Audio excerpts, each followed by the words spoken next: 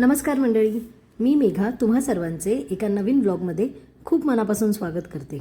तर जशी आपली गुरुवारची पूजा महत्त्वाची आहे ना, तितकीच महत्त्वाची आहे आपली उत्तर पूजा देखील.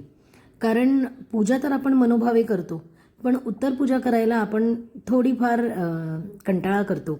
पटापट आवरायचं आणि निघायचं असं होतं. ज्या मैत्रिणी घरी आहेत त्या निवांत सगळं करत असतील, पण ज्या जॉब करतात, कामाला जातात, त्यांच्यासाठी खरंच खूप धावपळ होत असेल नाही का? कारण मी पूर्वी जॉब करायचे, त्यामुळे मला ह्या सगळ्या गोष्टी मी खूप चांगल्या पद्धतीने समजू शकते. पण आता गेल्या 10 वर्षापासून मी माझ्या शहरामध्ये बिझनेस करते, त्याच्यामुळे तेवढी माझी धावपळ होत नाही. मला बऱ्यापैकी वेळ मिळतो, रादर मी तो वेळ काढते. तर उत्तर पूजा का महत्त्वाची आहे? आपण जे काही पूजा करतो, मनापासून करतो, तर त्याची उत्तर पूजा जर व्यवस्थित झाली नाही तर असं म्हणतात देवी रागवते किंवा ते देवांना स्वीकार होत नाही. पण ह्या सगळ्या गोष्टी मी मानत नाही. देवी तर करुणाचा अवतार आहे, त्या कशासाठी रागवतील नाही का? पण तरीसुद्धा शास्त्र म्हणून उत्तर पूजा ही व्यवस्थित झालीच पाहिजे. उत्तर पूजा करायच्या आधी ना, सगळ्यात आधी आपण तिथे दिवा लावून घ्यायचा, आरती करायची छोटीशी. अगदी म्हणाला नाही तरी चालेल, पण 5 वेळा देवीला ओवाळायचं, दूध साखरेचा नैवेद्य दाखवायचा आणि हातामध्ये अक्षता घ्यायच्या, हळदी कुंकू व्हायचं आणि मनोभावे प्रार्थना करायची की माझी ही पूजा तू स्वीकार करून घे आणि ह्या पूजेमध्ये जर माझ्याकडनं काही चूक झाली असेल तर त्या पोटात घे. कारण तूच आमची आई आहेस, तूच आम्हाला सांभाळणारी आहेस, आम्ही तुझीच मुलं आहोत. ज्या काही चुका झाल्या असतील त्या सांभाळून घे. असं करून घट थोडासा हलवायचा, लगेच उचलायचा नाही, फक्त उजव्या बाजूला आणि डाव्या बाजूला अशा प्रकारे हलवायचा. आणि त्यानंतर आपली उत्तर पूजा झाली आणि मग ही सगळी निर्माल्य वगैरे काढून घ्यायचं. जी काही आपण फुलं देवींना वाहिलेली आहेत तर ती मी काढून घेतली आहेत. आणि कसं आहे ना, इथे लागणाऱ्या सगळ्या वस्तू आपल्याला 4 गुरुवारी वापरायच्या असतात. मग ते तांदूळ असो, नारळ असो, सगळं काही. त्यामुळे त्या सगळ्या गोष्टी व्यवस्थित ठेवणं खूप गरजेचं आहे. आता तर मी पूजेला हे गणपती, लक्ष्मी मातेची मूर्ती ठेवते. पूर्वी सुपाऱ्या ठेवायची, तर त्या सुपाऱ्या सांभाळून ठेवणं पण तेवढंच महत्त्वाचं असायचं. आता तसं इतकं करावं लागत नाही मूर्त्या ठेवल्यामुळे. तर ज्या देवांच्या मूर्त्या होत्या त्या मी मंदिरात स्थापन केल्या आहेत आणि हे सगळं जे निर्माल्य होतं ते सगळं काढून घेतलं. आणि पोथीला ना मी हे अशा प्रकारचं लाल वस्त्रामध्ये गुंडाळून ठेवते. ज्या काही माझ्या वाचनाच्या पोथ्या आहेत रोजच्या, किंवा ज्या मल्हारी सप्तशती, दुर्गा सप्तशती आहे, ही महालक्ष्मीची पोथी आहे, स्वामीचं पोथी आहे, हे सगळं मी हे असं लाल वस्त्रामध्ये असं गाठ मारून ठेवते. मला ही अशी पोटली बांधायला खूप आवडते. पण पुढे मागे मी ते कवर येतं ना पोथीचं, ते घेईन. पण मीनवाईल अशाच ठेवण्यापेक्षा मी ह्या बांधून ठेवते. विशेष ना, वस्तू घेण्यापेक्षा ना, ज्या वस्तू आपल्याकडे आहेत त्याचा वापर करायला मला जास्त आवडतं. आणि पोथ्या ठेवल्यानंतर ही लक्ष्मीची पावलं आहेत माझ्याकडे, जी मी देवीसाठी ठेवली होती. त्याच्यामध्ये ॲक्च्युली ही हळदी कुंकाची पावलं आहेत, पण मी त्याच्यामध्ये हळदी कुंकू वगैरे काही ठेवत नाही. ही पावलं मी असाच वापर करून ठेवते. कारण जेवढ्या वस्तू आपण पूजेमध्ये ठेवतो तितकंच महत्त्वाचं आहे ह्या सगळ्या गोष्टी व्यवस्थित पुन्हा जागच्या जागी ठेवणंसुद्धा. आणि देवींचे हे वस्त्र वगैरे आहेत हे पण सगळे मी व्यवस्थित घडी घालून ठेवले. देवीचा मुखवटा, हा जो मुखवटा आहे ना, हा मला प्रचंड आवडतो. आता पण मार्केटमध्ये भरपूर आलेत मुखवटे, पण ह्या मुखवट्याला ना एक नाजूक स्वरूप आहे. खूप छान वाटतं, असं बघत राहावं असं वाटतं या मुखवट्याला. आणि अगदी कमी 200 रुपयात मिळालेला मुखवटा आहे. कधी कधी काय होतं ना ताईंनो, मैत्रिणींनो, पैशापेक्षा ना एखाद्या गोष्टीचं रूप इतकं आवडतं ना, तेथे आपण पैसा नाही बघत. कारण माझ्या बाबतीत असंच होतं. मी कधीच कुठली गोष्ट पैसे बघून बघत नाही. आवडली तर अगदी 5 रुपयाची वस्तू पण घेते आणि नाही आवडली तर अगदी 5,000ची वस्तू पण मी नाही घेत. तर हे देवीचे वस्त्र वगैरे पण मी ठेवले व्यवस्थित. आता ही चौरंग आसन किंवा ह्या सगळ्या गोष्टी आहेत, ह्या सगळ्या धुवून मी दुसऱ्या पूजेला वापरणार आहे इथपर्यंत. आणि हे मागचं जे पैठणीचं वस्त्र आहे ना, ते सुद्धा मी सांगेन पुढे मी कसं हे रेडी केलेलं. ज्या ठिकाणी आपण आता पूजा मांडली आहे त्या ठिकाणी आपल्याला आता तो दिवा ठेवायचा आहे. आणि रांगोळी वाया घालवायची नाही, सासूबाई चिडतील. आजकाल हे खूप ट्रेंडिंगला आहे म्हणून म्हटलं, पण मी ही रांगोळी वाया नाही घालवत. ही रांगोळी मी डब्यामध्ये भरून ठेवते. कारण ज्यावेळेस आपण 3D रांगोळी वगैरे काढतो ना, त्यावेळेस याचा फार उपयोग होतो. आणि काय उपयोग होतो हे पाहायचं असेल ना, तर माझा जो ह्याचा कुठला बरं चंपाषष्ठीचा जो व्लॉग आहे ना, त्याच्यामध्ये मी जी खाली जलाधारी केलेली ना, ती वेस्ट रांगोळीपासूनच केलेली 3D इफेक्ट देण्यासाठी. आणि सगळ्यात महत्त्वाचं म्हणजे बऱ्याच जणांना प्रश्न असतो की नारळ आमचा तडकतो म्हणून. पण अशा पद्धतीने ठेवा, नारळ तडकणार नाही. ज्या तांब्यामध्ये आपण म्हणजे कलशामध्ये आपण ठेवलं होतं ना देवीचं स्वरूप, मी त्याच कलशामध्ये तीच सुपारी आणि पैसा ठेवून पाणी भरून परत हा नारळ ठेवते. रोज हा पाणी बदलते. त्यामुळे अजिबात नारळ तडकत नाही. हे गेले मी 12-15 वर्ष मी ही ट्रिक वापरते. कारण दुसरी काय करायची गरजच पडत नाही. ते पूर्ण नारळ बुडवून वगैरे ठेवायची काही आवश्यकता नाही. असं कलश रेडी करून ठेवा, म्हणजे ती सुपारी पैसा तो सुद्धा इकडे तिकडे जाणार नाही. आणि मैत्रिणींनो, हे पैठणी वस्त्र जे मी बॅकड्रॉपला ठेवलं होतं, ही ॲक्च्युली माझ्याकडे सेमी पैठणी साडी होती. त्या साडीचा हा पदर आहे.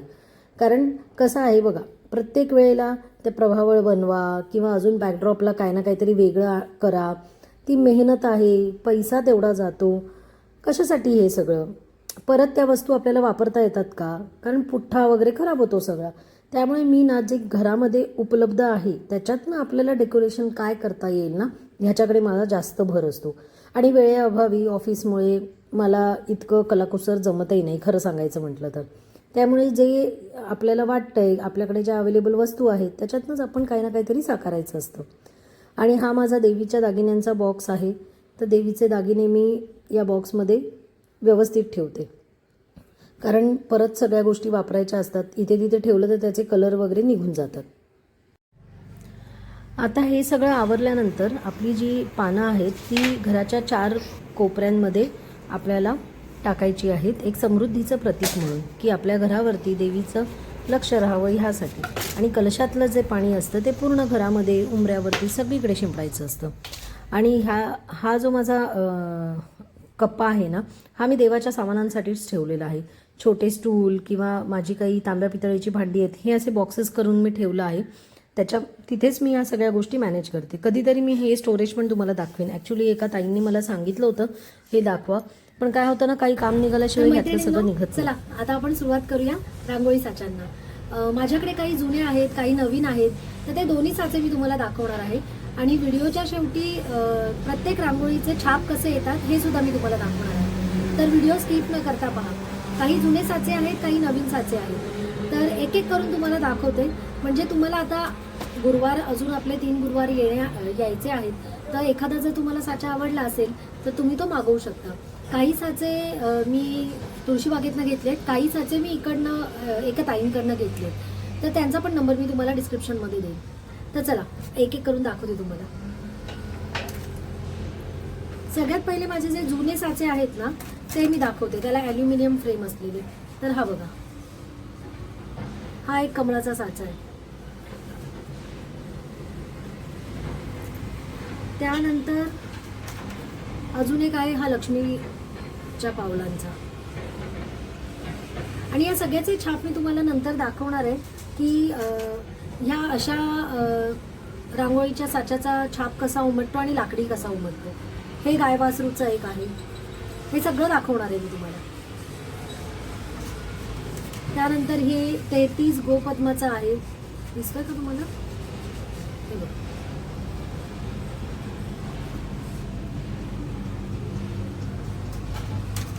त्यानंतर हा सरस्वती यंत्राचा आहे. मला आवडले होते हे साचे म्हणून मी घेतले. तुम्हाला फरक कळेलच लाकडी साचा आणि ह्याच्यामध्ये. त्यानंतर हा स्वामी समर्थांचा आहे.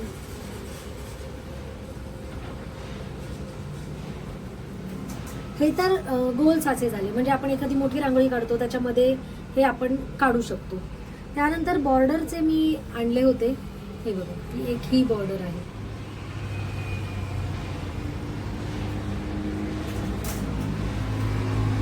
त्यानंतर एक ही बॉर्डर आहे.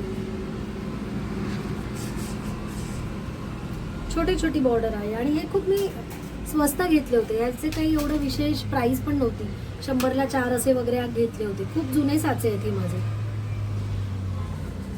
हा एक महालक्ष्मीचा असा, असं महालक्ष्मीचा एक आहे. त्यानंतर ही एक अशी एक बॉर्डर आहे.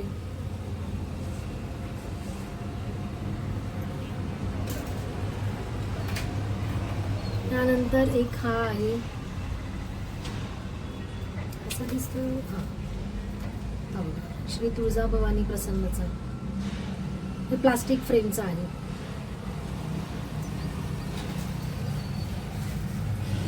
आणि हे छोटे लक्ष्मीची जी पावलं हे तर आपल्या घराघरांमध्ये असतात. हे बघा, हे असं दिसेल तुम्हाला. कसं दिसेल आता बघा, हे कसं दिसेल. हे तर माझ्याकडे असणारे हे जुने साचे आहेत. आता मी तुम्हाला माझ्याकडचे नवीन साचे दाखवते. पहिली बॉर्डर दाखवते आणि त्याच्यानंतर मग चौकोनी दाखवते.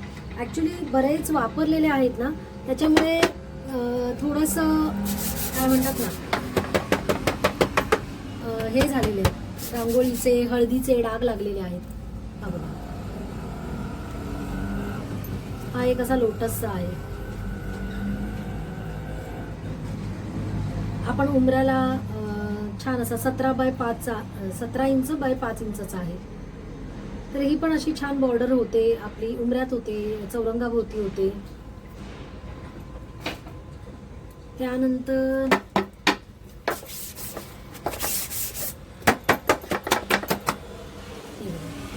हा एक बॉर्डरचा आहे.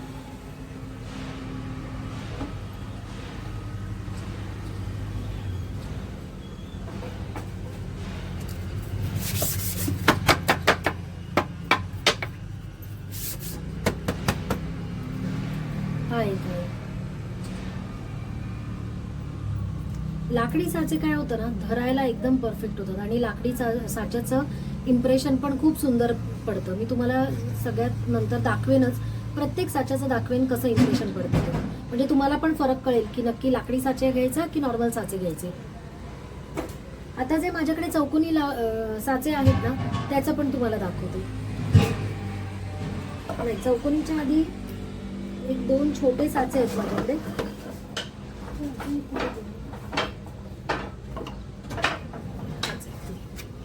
एक हा महालक्ष्मीचा हा मी घेतला होता, कारण त्याचं जे इम्प्रेशन होतं ना आधीच्या महालक्ष्मीचं, त्याचं इम्प्रेशन नीट येत नव्हतं. हा एकदम परफेक्ट आहे साचा, तुम्हाला दाखवेन मी सगळ्यात शेवटी.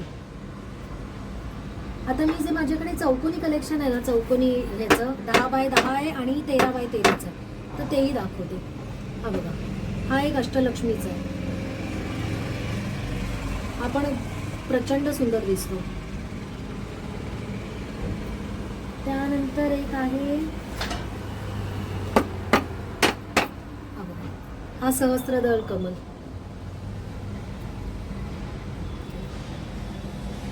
खूप सुंदर क्वालिटी आहे याची आणि हा पकडायला पण एकदम मस्त आहे. त्यानंतर ही एक डिझाईन मला खूप आवडली आहे बघा.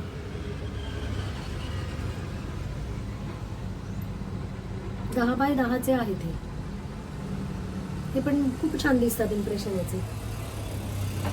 आणि सगळ्यात म्हणजे मला बऱ्याच जणींनी प्रश्न विचारलेला माझ्या प्रत्येक व्हिडिओमध्ये की हा साचा तुम्ही कुठून घेतला, तर तो एक साचा तुम्हाला मी दाखवते. आता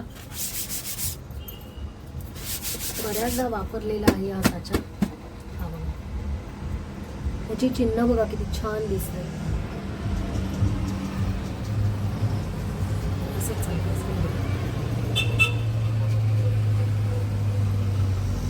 हा जो साचा आहे ना, हा मी तुळशी बागेतनं घेतलेला. आता आपण इम्प्रेशन बघूया ह्याचं प्रत्येकाचं कसं येतं. सगळ्यात आधी मी जुन्या साच्यांचं दाखवेन आणि त्यानंतर मी लाकडी साच्यांचं, नवीन साच्यांचं दाखवेन. तर हे प्लास्टिकचे जे साचे आहेत ना, हा मी एकच घेतलेला, 70 रुपयाला मी घेतला होता हा साचा. आणि ह्याचं तरी बऱ्यापैकी इम्प्रेशन येतं. पण मी तुम्हाला सजेस्ट करीन हे जे आहेत ना ॲल्युमिनियम फ्रेमचे, हे तर तुम्ही घेऊच नका. कारण नाही त्याचा छापा व्यवस्थित आहे, ते जरा जरी हल्लं तरी सगळीकडे ब्लर होते रांगोळी. त्यातल्या त्यात हे जे सिम्बॉल आहेत ना ॲल्युमिनियम फ्रेमचे, ते निदान जरा तरी बरे आहेत, कारण असे छान दिसतात.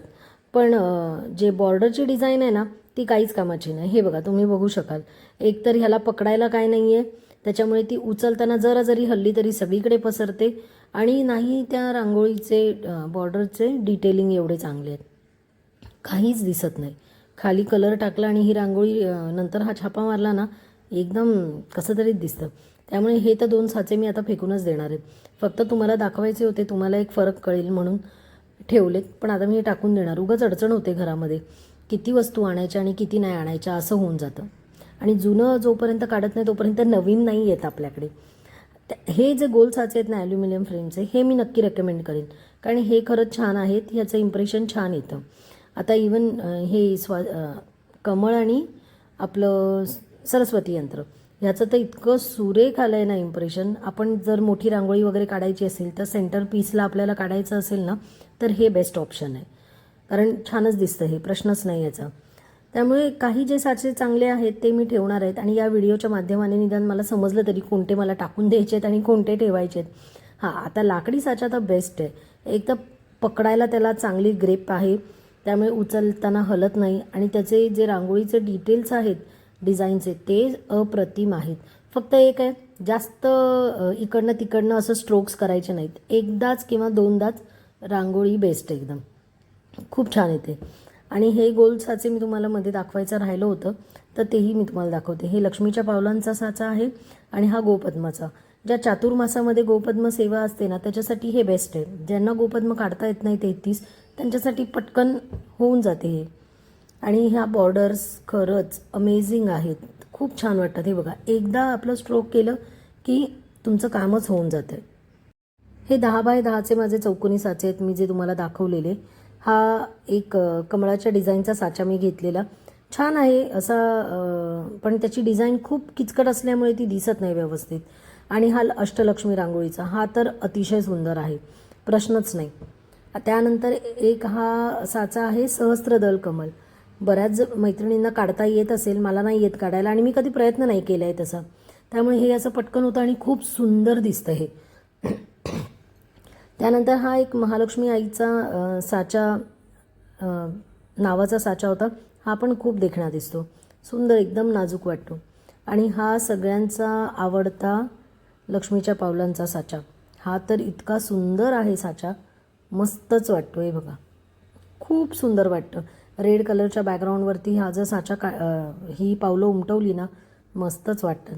आणि चैत्रांगण रांगोळी, आता चैत्र महिना येईलच तर त्यासाठी ही चैत्रांगण रांगोळी 13 बाय 13चा साचा आहे. हा सगळ्यात मोठा साचा आहे, पण ह्याची एकनी एक जे चिन्ह आहेत शुभचिन्ह ते इतके अमेझिंग दिसतात, खूप छान आहे. हा साचा म्हणजे फक्त लक्ष्मीच्या पावलांचा साचा सोडला ना तर बाकी लाकडी साचे मी ज्योतिताईंकडनं मागवलेत, तर त्यांचा नंबर मी देते डिस्क्रिप्शनमध्ये.